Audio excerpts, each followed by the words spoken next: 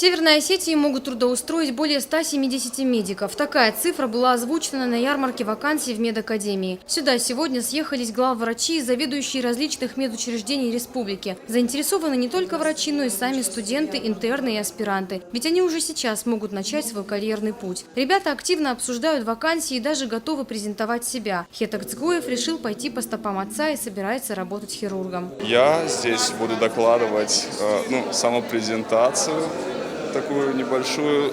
Здесь будет возможность пообщаться с главврачами всех больниц нашей республики. И если кого-то привлекает тот или иной студент, они берут его под свое руководство и под свое начало.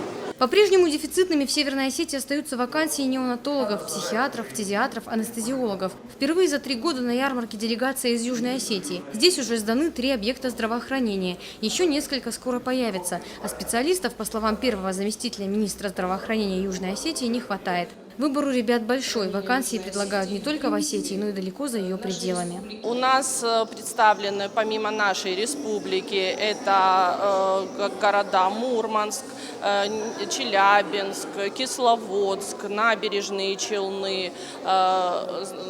Кроме этого, конечно же, это наши районы республики, это наши городские поликлиники, городские лечебно-профилактические учреждения, больницы наши. По словам ВРИО министра здравоохранения Северной Осетии Таймураза Ревазова, выпускники Северо-Осетинской медакадемии всегда отличались работоспособностью и профессионализмом. Однако на сегодня сложилась такая ситуация, что есть переизбыток одних профессий и недостаток других. Ярмарка вакансий – еще один важный шаг в решении этой проблемы. Залина Губурова, Олег Рамонов, Осетия ТВ.